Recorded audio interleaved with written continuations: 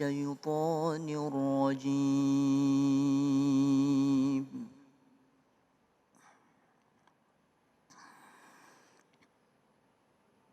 بسم الله الرحمن الرحيم.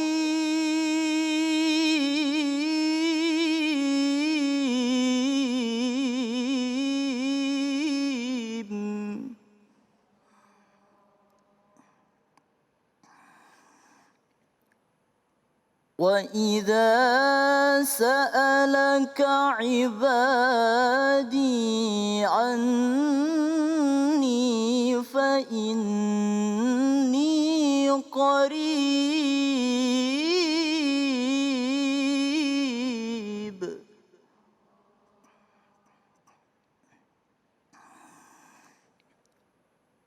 أجيب دعوة الداع إذا دعاني فليستجيبوا لي وليؤمنوا بي لعلهم يرشدون. فليستجيبوا لي وليؤمنوا بي لعلهم يرشدون.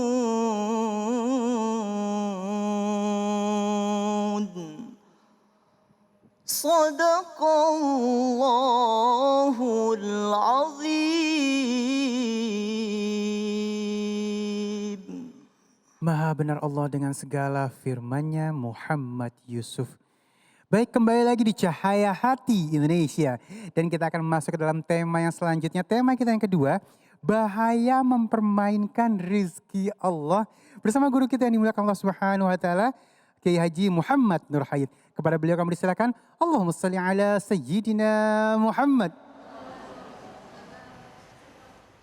Assalamualaikum warahmatullahi wabarakatuh. Waalaikumsalam warahmatullahi wabarakatuh.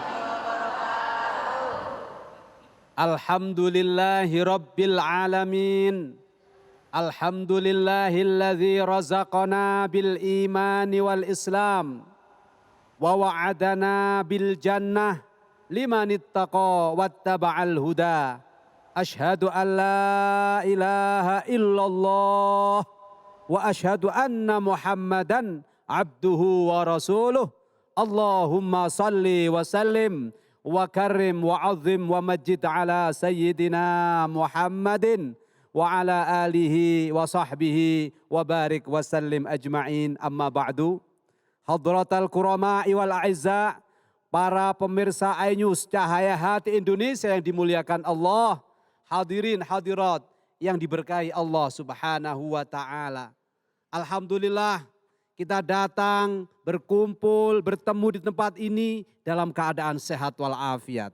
Semua itu adalah wujud rizki yang tidak terhingga dari Allah Subhanahu wa Ta'ala. Oleh karena itu mari kita syukuri. Tidak ada yang layak untuk kita tolak dari rizkinya Allah, karena setiap rizki sejatinya adalah anugerah terindah dari Allah kepada seorang hamba. Rizki adalah instrumen, perangkat untuk Allah Subhanahu wa Ta'ala menguji seorang hamba apakah dia bersyukur atau kufur atas nikmat Allah. Barang siapa yang bersyukur, Allah janjikan sebagaimana firman-Nya, la in syakartum la azidannakum wa la in kafartum inna azabi lasyadid. Kalau engkau bersyukur atas nikmat Allah, niscaya engkau akan ditambahkan rizkinya. Tetapi kalau engkau tidak bersyukur kepada Allah, mempermainkan rizkinya Allah, sebagaimana tema kita hari ini, maka siap-siap saja tidak hanya rizki itu akan dicabut oleh Allah, di dunia makin sengsara, di akhirat nanti masuk neraka, lebih dari itu Allah akan mengirimkan azab yang sangat pedih. Na'udzubillahi min dzalik. Sekarang pertanyaannya sama ibu-ibu, mau syukur apa kufur? Syukur apa kufur, Bu? Syukur. Karena dengan bersyukur pasti akan ditambahkan rizki kita. Pertanyaannya, apa sih rizki itu? Apakah rizki itu hanya uang? Bu, rizki hanya uang? Bukan. Ibu, apakah rizki itu hanya jabatan?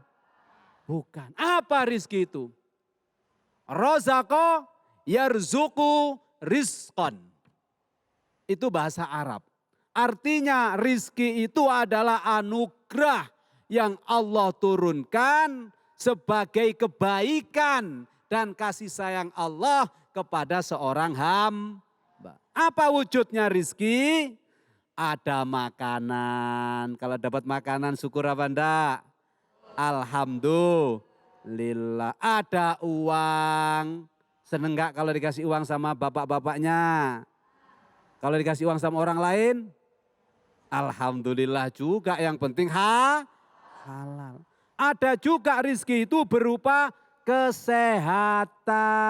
Hari ini ibu datang karena sehat apa enggak? Coba kalau ibu stroke, naik kursi roda, buru-buru mau datang ke sini, keluar rumah aja sudah susah. Ada juga rizki terbesar, a'dhamun ni'am warizq huwal iman wal Islam. Rizki yang paling bernilai, rizki yang paling tinggi derajatnya, dan rizki yang paling agung itu adalah rizki nikmat iman dan Jadi kalau orang sudah asyhadu an la ilaha illallah wa asyhadu anna Muhammadar Rasulullah, berarti walaupun dia hidup miskin, kekurangan, dia adalah orang yang paling kaya. Karena nikmat iman dan Islam tidak bisa ditukar dengan apapun, walaupun bernilai sebesar apapun. Setuju ada Bu? Ibu setuju apa enggak? Harus setuju. Karena kalau sampai ada orang yang menukarkan imannya, na'udzubillahi min, berarti dia orang yang tidak mengerti nikmat rizki dan iman. Nah, oleh karena itu pastikan setiap kita bangun tidur, kita bersyukur terlebih dahulu kepada Allah Subhanahu wa taala, karena begitu banyak rizki yang sudah diberikan kepada kita walaupun kita sering tidak meminta. Betul gak Bu? Para pemirsa iNews yang dirahmati Allah, ketika kita bangun tidur, tiba-tiba kita sudah bisa bicara, bisa berjalan, bisa menggerakkan tangan.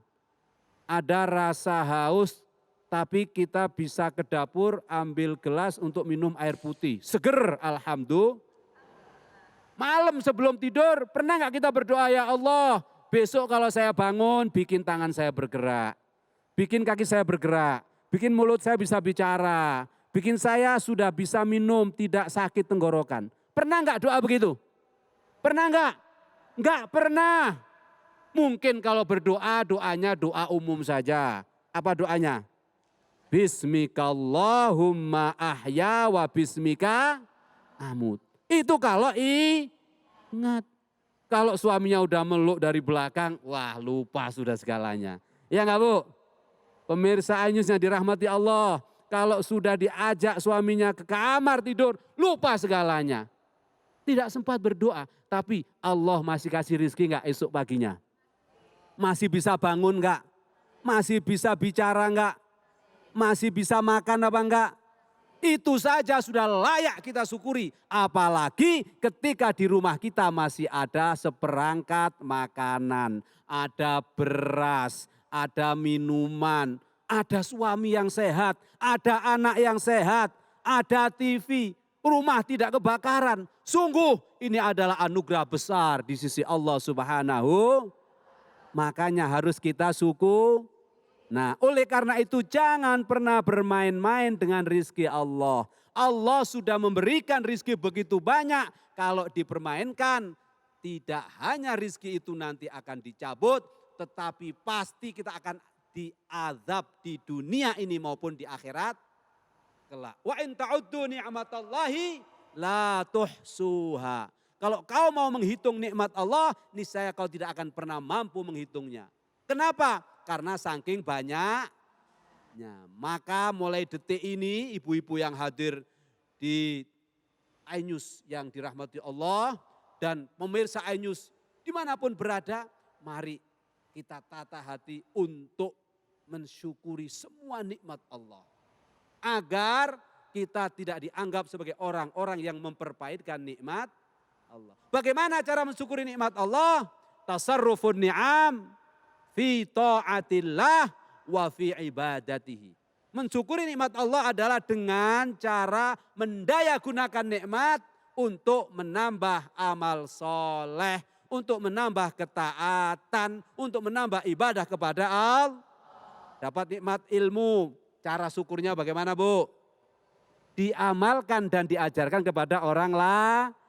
Dapat nikmat rizki, uang yang berlimpah. Bagaimana cara syukurnya Pak? Berbagi, sedekah, infak, sedekah, berbagi terus diputer. Jangan pelit. Mendapatkan nikmat sehat walafiat, bagaimana cara syukurnya? Digunakan nikmat sehat untuk pengajian, ngaji Quran, taklim, ibadah, sholat dan seterusnya. Maka kalau orang bisa menjaga nikmat ini dengan mensyukurinya untuk menjadikan nikmat itu wasilah ibadah kepada Allah, pasti Allah akan menambah nikmat itu lebih besar lagi. Di dunia yang kaya makin kaya kalau kita syukuri dan rajin sedekah. Yang sehat makin sehat kalau kesehatannya dipakai untuk sholat tahajud, sholat duha. Sholat duha ada unsur olahraganya enggak? Luar biasa. Yang punya ilmu disyukuri dengan dia mutolaah, dengan dia belajar lagi lalu mengajarkan. Makin pintar apa enggak? Makin berkah enggak hidupnya? Itulah bersyukur dan tidak mempermainkan rizki. Tapi kalau dikasih ilmu tidak disampaikan kepada orang lain kalau tidak dibayar. Jadi kalau mau diundang berapa dulu harganya untuk saya? Kalau enggak 100 juta enggak mau saya. Lihat aja orang kayak gini pasti nanti akan mendapatkan azab dari sisi Allah Subhanahu wa taala. Karena rizkinya yang berupa ilmu yang diturunkan oleh Allah itu tidak didayagunakan untuk menambah ketaatan, tetapi untuk transaksional. Na'udzubillahimin. Demikian halnya orang yang dikasih rizki berupa kesehatan, bukan untuk ibadah, bukan untuk sholat, bukan untuk berbagi kebahagiaan pada orang lain, membantu yang membutuhkan, tapi justru untuk maksiat. Apa yang terjadi? Stroke nanti lama-lama. Na'udzubillahimin. Oleh karena itu, pastikan kita sudah clear. Clear tahu enggak? Bukan yang untuk mandi itu. Clear itu artinya jelas bahwa rizki Allah itu sangat banyak, maka harus kita syukuri. Bagaimana cara mensyukurinya? Mendayagunakan rizki untuk ibadah dan ketaatan. Karena rizki itu ada dua macam. Ada yang kasbi, ada yang wahbi. Yang kasbi itu adalah rizki yang harus kita peroleh melalui ceker-ceker. Kayak ayam kalau mau makan harus ceker. Manusia kalau mau makan harus apa? Kerja. Tapi ada rizki yang wahbi, yang berupa anugerah. Min haitsu la yahtasib. Bagaimana caranya? Firman Allah yang menjawab. Wa may yattaqillaha yaj'al lahu makhraja wa yarzuqhu min haitsu la yahtasib. Barang siapa yang bertakwa kepada Allah, Allah akan kasih solusi kehidupannya dan Allah akan kasih rizki dari arah yang tidak disangka-sangka. Makanya kalau ingin dapat rizki yang tanpa disangka-sangka, rizki yang wahbi, perbanyaklah taat kepada Allah menjadi orang-orang yang Wah, bagaimana caranya bertakwa? Bagaimana menjadi orang yang taat kepada Allah? Nanti kita lanjutkan pada sesi berikutnya. Insya Insya Allah. Amin. Allahumma. Amin. Amin. Baik, terima kasih guruku yang dimuliakan Allah Subhanahu wa taala, Kiai Haji Muhammad Nur Hayid, Masya Allah ya. Dan kita nanti akan masuk ke dalam tema kita yang ketiga. Sakitmu penggugur dosa, the power of husnuzon. Insya Allah bersama guru kita yang dimuliakan Allah Subhanahu wa taala, Al Ustadz Zaki Al Farizi. Jangan kemana-mana, tetap bersama kami di Cahaya Hati Indonesia. Assalamualaikum jamaah Cahaya Hati Indonesia yang dirahmati Allah Subhanahu wa taala. Terdapat banyak kisah nabi dan rasul yang bisa dijadikan pembelajaran dan diambil hikmahnya oleh umat muslim. Salah satunya adalah kisah Nabi Daud yang merupakan salah satu nabi yang diutus Allah untuk kaum Bani Israel. Berikut ini adalah kisah mukjizat Nabi Daud, sang pembuat jubah besi.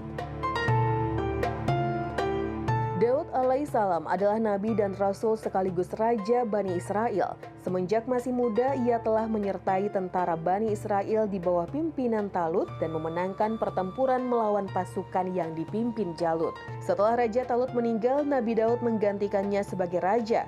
Allah Subhanahu wa taala mengangkat Daud sebagai nabi dan rasulnya, dan kepadanya lah diturunkan kitab Zabur.